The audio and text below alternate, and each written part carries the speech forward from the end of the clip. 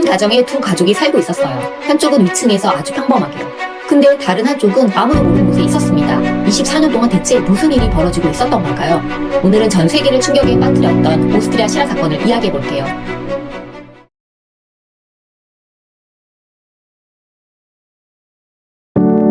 안녕하세요, 미그입니다. 오늘도 실제 사건 가지고 왔어요. 이번 사건 준비하면서 저도 계속 마음이 무거웠어요. 그만큼 오래 그리고 잔인하게 이어진 사건이거든요. 끝까지 봐주세요. 요제프 프리츠는 1935년 오스트리아에서 태어났어요. 부모님은 결혼도 안 한 사이였고 아버지는 그가 어릴 때 집을 나가서 얼굴도 기억 못했다고 해요. 대신 엄마가 그를 키웠는데 이 엄마가 굉장히 차갑고 예측 불가능한 사람이었습니다. 이유 없이 때리기도 했고 아이가 아파서 울어도 그냥 내버려 뒀다고 해요. 심지어 전쟁 중 폭격 경보가 울릴 때도 어린 요제프를 방공호에 데려가지 않고 혼자 위층에 남겨뒀다는 얘기도 있어요. 요제프는 12살 때까지 엄마한테 그렇게 맞으면서 자랐습니다.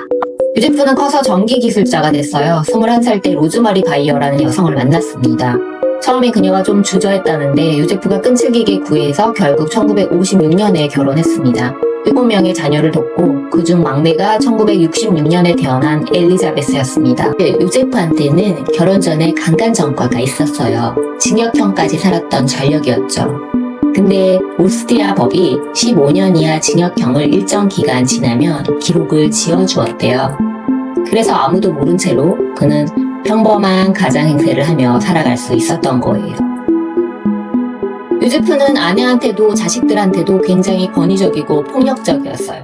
자기 자식들한테 항상 선생님이라는 호칭을 쓰게 했고 군대식으로 집을 운영했대요. 그런데 그 중에서도 딸 엘리자베스한테 유독 집착했다고 해요. 엘리자베스가 11살 때부터 아버지한테 학대를 당하기 시작합니다. 딸이 자랄수록 요제프의 집착은 점점 심해졌습니다. 요제프는 딸을 나쁜 영향으로부터 보호하려 했다고 나중에 변명했는데 저는 그냥 본인 입장에서 나온 정당화로밖에 안 들려요. 정확히 왜 하필 그 딸이었는지는 지금까지도 명확하게 밝혀진 게 없거든요. 그리고 1970년대부터 요제프는 뭔가를 준비하기 시작해요. 자기 집 지하에 비밀 공간을 짓기 시작한 거예요. 이웃들한테는 그냥 작업실을 넓힌다고 말했다고 합니다. 아무도 의심하지 않았어요. 1984년 여름이었어요. 요제프는 당시 18살이었던 엘리자베스한테 지하실 문 설치하는 걸 도와달라고 했습니다. 딸은 별 생각 없이 따라갔어요. 근데 지하실로 내려가자마자 요제프는 에테르에 적신 천으로 딸의 입을 막았어요. 그렇게 딸을 기절시킨 겁니다. 정신을 차렸을 땐 엘리자베스는 이미 사슬에 묶여 있었어요. 요제프는 아내한테 딸이 종교단체에 빠져서 가출했다고 거짓말했어요. 그리고 딸한테 강제로 편지를 쓰게 했습니다. 그 편지를 들고 전국 각지 우체국을 돌면서 붙였어요. 딸이 정말 살아서 어딘가를 떠돌고 있는 것처럼 보이게 만든 거예요. 나머지 형제자매 6명도 이 이야기를 그대로 믿을 수밖에 없었어요. 여기서 궁금하실 거예요. 어떻게 같은 집에 살던 아내가 24년 동안 전혀 몰랐을까요? 요제프는 매일 아침 9시에 지하실에 내려갔어요. 처형한테는 기계 설계 도면 그리러 내려간다고 했답니다. 게다가 지하실은 방음 처리까지 되어 있었어요. 가족여행을 갈 때는 지하에 있는 딸과 아이들은 최대 10일씩 남겨두었습니다. 겉으로는 정상적인 가장 행세를 했던 거예요. 이 구조도 한번 같이 보실게요. 요제프, 아내 로즈마리 그리고 위층에서 자란 세 자녀는 이 건물 위층에서 살고 있었어요. 그리고 지하에 원래 작업장으로 쓰던 공간이 있었습니다. 요제프는 그 작업장을 넓히는 거라고 둘러대면서 몇 년에 걸쳐 지하 전체를 개조했어요. 지하 밀실로 들어가려면 먼저 이 작업장을 통과해야 했어요. 작업장 안쪽엔 겉으로 보면 그냥 선반처럼 보이는 게 하나 있었습니다. 근데 그 선반이 사실은 문이었어요. 높이 1m짜리 통로문이 선반 뒤에 숨겨져 있었던 거예요. 이 문은 전자잠금 장치로 열렸고 비밀번호는 요제프 혼자만 알고 있었습니다. 이 문으로 들어가면 침실구역 2곳이 나와요. 그리고 그 안쪽으로 주방구역이랑 욕실구역이 이어졌습니다. 선장 높이는 겨우 170cm 정도였어요. 그러니까 성인이라면 고개를 살짝 숙이고 다녀야 했던 거예요. 발각 당시 전체 면적은 17평에서 18평 정도였어요. 근데 창문은 단 하나도 없었고요. 처음엔 훨씬 좁았는데 아이들이 하나둘 태어나면서 요제프가 계속 공간을 넓혀갔던 거예요. 이 공간에 최대 6명이 있었어요. 엘리자베스랑 아이 5명이요. 침실 2곳, 좁은 주방, 좁은 욕실 이렇게 나뉘어 있었으니까 실제로 움직일 수 있는 공간은 훨씬 더 답답했겠죠. 그러니까 이 안에 있는 사람들 입장에서는 저 작업장 선반 문이 열리지 않는 이상 평생 나갈 방법이 없었던 거예요. 실제로 당시 찍힌 사진들을 보면 이 공간이 어떤 느낌이었는지 좀 더 와 닿으실 거예요. 여기 이 사진이 바로 그 작업장이에요. 얼핏 보면 그냥 어수선한 창고나 작업 공간처럼 보이죠. 근데 오른쪽에 있는 저 나무 선반장, 저게 바로 그 숨겨진 문이었어요. 저 선반 뒤로 지하 밀실로 이어지는 통로가 있었던 거예요. 그 문을 열고 들어가면 이런 좁은 통로가 나와요. 사람 한 명이 겨우 지나갈 수 있을 정도로 폭이 아주 좁습니다. 이 통로 끝에 침실이 있었어요. 벽에 별 모양 스티커 붙여 있는 거 보이시죠? 엘리자베스가 아이들 정서를 조금이라도 지켜주려고 직접 붙여준 거였어요. 그리고 이쪽이 그 안에 있는 욕실이에요. 세면대, 변기, 온수기까지 나름대로 갖춰져 있긴 했어요. 근데 벽 타일 곳곳에 붙어있는 저 노란 번호표들, 저게 다 경찰들이 증거로 표시해둔 지점들이에요. 그러니까 이 공간 전체가 그냥 생활 공간이 아니라 하나의 거대한 범죄 현장이었던 거죠. 여기 사진 한 장을 더 같이 보실게요. 이건 위층에 있는 침실이에요. 커튼도 달려있고 나무 바닥에 이불도 있고요. 누가 봐도 평범한 가정집 방이에요. 그리고 이게 실제 요제프의 집이었던 건물이에요. 겉에서 보면 그냥 평범한 다세대 주택이었습니다. 요제프 가족은 이 건물에 살면서 다른 층은 세입자들한테 세를 주고 있었어요. 똑같은 건물, 똑같은 지붕 아래였어요. 위층엔 커튼 달린 침실이 있었고 그 아래엔 창문 하나 없는 밀실이 있었던 거예요. 위층 사람들은 이불 덮고 잠들 때 바로 그 발밑에서 다른 삶이 24년째 갇혀 있었던 거고요. 저는 이 사진들을 나란히 놓고 보면서 정말 소름 끼치더라고요. 겉으로만 보면 그냥 평범한 동네의 평범한 건물이잖아요. 근데 그 평범함이란 게 사실은 제일 무서운 위장이었던 거예요. 이웃들도 심지어 세입자들도 매일 저 건물을 지나다니면서 단 한 번도 의심하지 않았으니까요. 그리고 저는 어릴 때 이렇게 철저히 통제당하고 자란 사람이 나중에 자기 가족을 그렇게 극단적으로 지배하려던 게 우연이 아닌 것 같더라고요. 엄마한테 눌렸던 시간을 자기 손으로 되갚음하듯 가족을 통제하면서 채운 게 아닐까 싶어요. 그날 이후로 요제프는 딸을 거의 매일 성폭행했어요. 육체적인 폭력도 함께였습니다. 순순히 안 따르며 전기를 끊거나 음식을 안 줬다고 해요. 그 시간이 무려 24년 동안 이어졌습니다. 그 사이 엘리자베스는 7명의 아이를 낳았어요. 근데 이 출산이 전부 병원 없이 지하실 안에서 이루어졌습니다. 요제프가 갖다 준 거라고는 임신 출산 관련된 책 한 권, 소독약, 가위, 수건 정도가 전부였어요. 의료진도 마취도 소독된 환경도 없이 오직 그 책 한 권만 보고 혼자 아이를 낳아야 했던 거예요. 그중 3명 리사, 모니카, 알렉산더는 지하실 밖으로 나와서 요제프와 아내가 위층에서 키웠어요. 누군가 눈앞에 아기를 버리고 갔다는 식으로 이웃들한테 거짓말했고 심지어 정식으로 입양 신청까지 했습니다. 그 강간 전과가 지어져 있던 덕분에 입양 심사에서도 아무런 문제가 안 됐던 거예요. 그리고 아이러니하게도 이 세 아이는 정말 평범하게 자랐습니다. 학교도 다니고 악기도 배우고 친구도 사귀면서요. 나머지 3명 커스틴, 스테판, 펠릭스는 엄마 엘리자베스와 함께 지하실에 갇혀 자랐어요.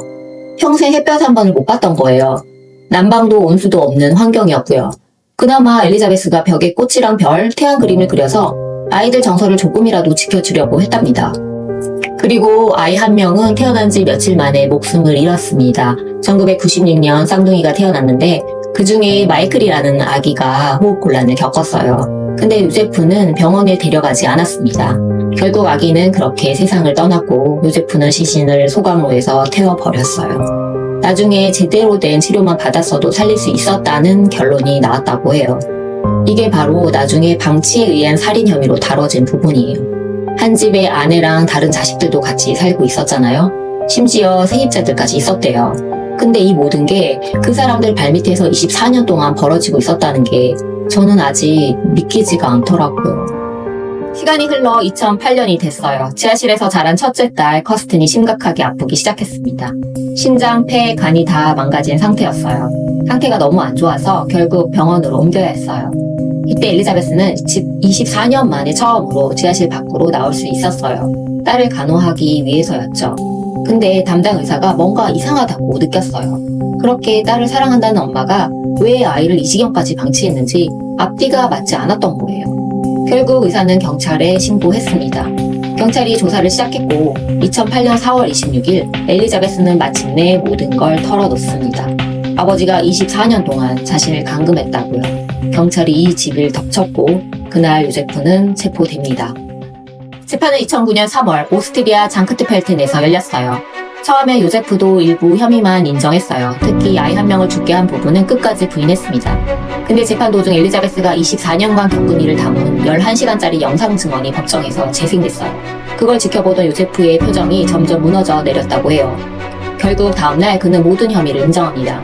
배심원단은 살인 방치, 강간, 근친상간, 감금, 노예화 등 모든 혐의의 유죄를 선고했어요. 요제프는 정신병동 종신형을 선고받았습니다. 그리고 스스로 항소권도 포기했어요. 엘리자베스와 아이들은 이후 새로운 신분을 받았어요. 오스트리아의 한 시골 마을에서 지금까지도 신원을 철저히 숨긴 채 살고 있다고 합니다. 위층에서 자란 아이들과 지하실에서 자란 아이들. 이 둘은 병원에서 그날 처음으로 서로 만났대요. 위층 아이들은 자기들만 너무 평범하게 살았다는 죄책감에 시달렸고 지하실 아이들은 반대로 형제 자매들이랑 유대감을 쌓는데 오래 어려움을 겪었다고 해요. 그리고 감옥에서 요제프는 노트에 자기 이야기를 조금씩 쓰기 시작했어요. 회고록 같은 걸 써서 팔고 싶다고 했는데 그 돈을 엘리자베스랑 자기가 낳은 아이들한테 주겠다고 했대요. 근데 법원이 아예 출판 자체를 금지시켜서 실제로 나온 적은 없어요. 감옥에서도 이걸로 돈을 벌 생각을 했다는 게 좀 어이가 없더라고요. 이 사건은 대중문화에도 영향을 줬어요. 2010년에 나온 소설 룬, 그리고 2015년에 그걸 영화로 만든 작품이 있는데요. 감금된 공간에서 태어난 아기가 세상 밖으로 처음 나온 이야기예요. 근데 재밌는 게 작가 본인은 이 사건을 바탕으로 만든 게 아니다라고 여러 번 선을 그었어요. 그냥 뉴스에서 5살 아이가 처음 세상 밖으로 나왔다는 기사 하나를 보고 거기서 아이디어만 얻었다는 거예요. 아이 숫자도 감금 기간도 공간도 전부 다르게 바꿨고요. 오히려 자기 소설이 계속 요제프 소설로 불리는 게 불편했다고 해요. 요제프는 2024년 정신병동에서 일반 교도소로 이감됐어요. 오스트리아 법상 종신형이라도 15년 복역하면 가석방을 신청할 수 있다고 해요. 2025년 그는 치매를 이유로 가석방을 신청했는데요. 법원은 이걸 받아들이지 않았습니다. 저는 이 사건을 준비하면서 계속 한 가지 생각이 떠나질 않았어요. 24년이에요. 우리가 흔히 긴 시간이라고 말하는 것보다 훨씬 더 긴 시간이잖아요. 그 시간 동안 엘리자베스는 단 하루도, 단 한순간도 마음 편히 있어 본 적이 없었을 거예요. 임신하고 배가 불러오고 진통이 오는 그 모든 순간을요. 곁에 아무도 없이 혼자서 견뎌야 했어요. 손잡아줄 사람도 옆에서 괜찮다고 말해줄 사람도 없이요. 그것도 한 번이 아니라 7번이나요. 그리고 그중 한 아이는 품에서 그대로 떠나보내야 했어요. 아파도 병원에 데려갈 수조차 없었으니까요. 엄마로서 그보다 더 무력한 순간이 있었을까요? 거기다 그 모든 고통의 시작이 다른 누구도 아닌 친아버지였다는 거예요. 자신을 지켜줘야 할 사람한테서 그렇게 오랜 시간 감금당하고 몸도 마음도 짓밟히면서 살아야 했다는 게 그게 얼마나 치욕스럽고 또 얼마나 절망스러웠을지 저는 감히 다 헤아릴 수조차 없을 것 같아요. 문 하나가 열리고 닫히는 소리에도 매번 두려웠을 거예요. 오늘은 또 무슨 일이 벌어질까? 이 하루도 무사히 넘어갈 수 있을까? 그런 공포 속에서 24년이라는 세월을 버텨낸 거예요. 그리고 저는 이 모든 일이 벌어지기 전으로 자꾸 거슬러 올라가게 되더라고요. 요제프한테는 이미 결혼 전부터 강간 전과가 있었어요. 근데 오스트리아 법 때문에 요제프의 전과 기록이 지워지면서 이런 일이 벌어진 거잖아요. 만약 그 기록이 지워지지 않았다면 어땠을까요? 아내 로즈마리가 그 사람이랑 결혼하기 전에 그 사실을 알았다면요. 아니면 적어도 주변 사람들이 조금이라도 경계할 수 있었다면요. 엘리자베스가 겪은 24년이 어쩌면 시작조차 되지 않았을 수도 있어요. 한 사람의 위험성을 제도가 나서서 지워버렸다는 것. 저는 그게 이 사건 전체를 관통하는 또 하나의 비극이라고 생각해요. 저는 이 이야기를 전하면서 그녀가 견뎌야 했던 그 시간의 무게를 조금이라도 가볍게 다루고 싶지 않았어요.